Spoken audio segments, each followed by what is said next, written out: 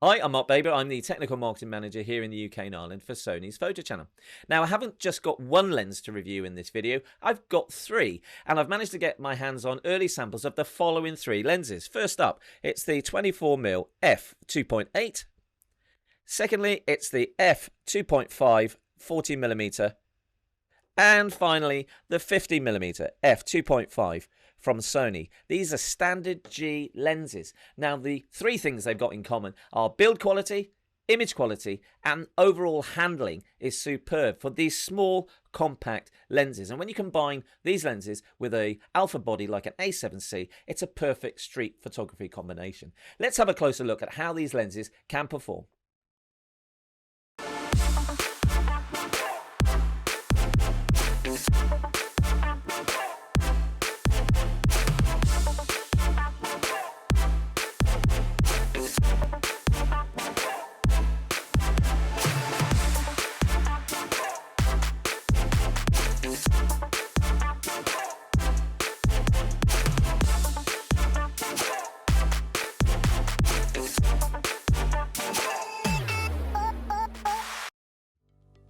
The 24 f2.8, the 40 f2.5 and the 50 f2.5 are ultra compact prime lenses from Sony.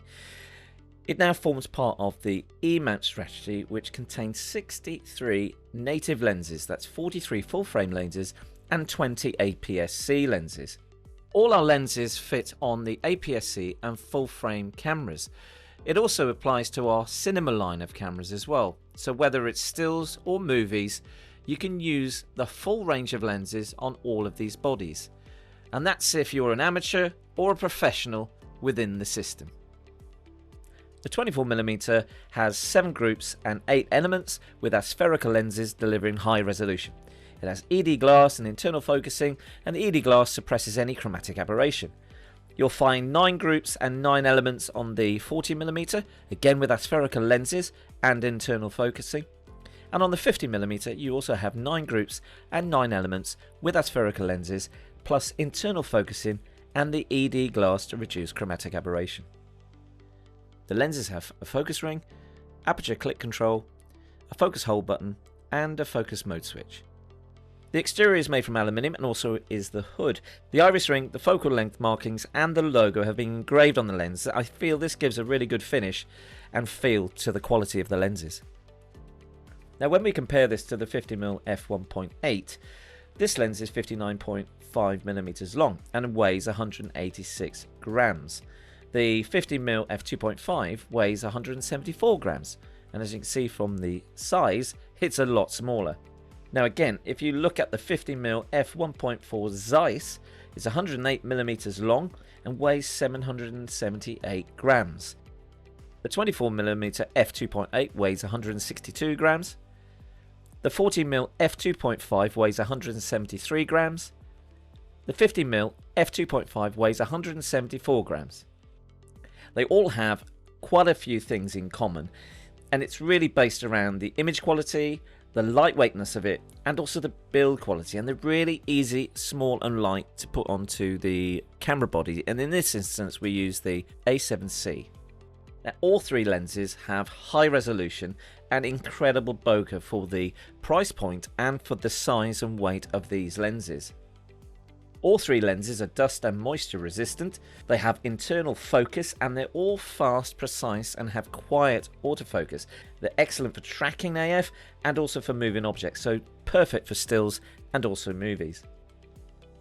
So we've got some content now from each lens, and this is the 24mm. This shows you the wide angle. We're focusing on the other lenses in a box, and this is the 50mm lens we're zooming into. You can see the sharpness around the detail of the focus ring and the labeling of the focal length as well. Really, really sharp.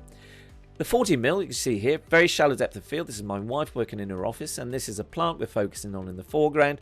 40mm, again, similar to the 24. Very sharp indeed, but with that really creative background, very blurred out, but retaining the detail at the front. 40mm again, we're focusing on the other lenses, and we're going to look at the detail in the foreground again of the 40mm, and you can see here on the focus ring and the numbers on the lens, they're very, very sharp indeed. So again, the 40mm is so sharp in the center. again retaining that shallow depth of field. We're now focusing on the second lens, and again, as we've shifted the focus further into the picture, you can see here that the level of detail and the sharpness is again very, very sharp indeed. Now this final image of the 40mm lens, we're focusing on the middle of the subject, which is the plants. You've got a shallow depth of field at the rear and at the front, but the sharpness of the center of the picture is sharp indeed, and I'm really pleased with the detail. Now we're using the 50mm in this example. This is my dog, and we're using animal eye autofocus as a setup in the camera, and we're going to zoom straight into the eye. Now no editing on this at all, this is straight out of camera, and as you can see here, we're zooming right in to see the level of detail on the eye, the moisture around the eye, and the fur as well. 50mm sharpness is excellent. Now we've narrowed the aperture a little bit down to I think around f3.5 just to get a little bit more sharpness on the clock on the wall here, but we're looking at the detail of the screw that I've focused on here and to see how far we can actually zoom in. So the 50mm again, very sharp in the center, some really good level of detail, and we push it even further on the editing software, but straight out of camera. From a top-down perspective of this plant and stamp, again the 50mm, really good shallow depth of field around the outside, but the center sharpness is excellent. Now the next three images are of the 24, 40 and 50. First up is the 24mm. You can see a nice wide angle. We're then going to zoom into the daffodil here, and we're going to look at the sharpness around the outside of the flower, not the middle, because in the 40mm and the 50mm we get even more detail. This is the 40mm, and again the same subject matter. We're zooming in, and now we're seeing a little bit more sharpness in the center, around the edge and in the center of the daffodil. And now this is the 50mm. Now I've got some external light here because it was getting dark at the time, and you can see that the outside of the daffodil is softer, but the inside is absolutely sharp, and that's the 50mm, which I'd recommend for macro.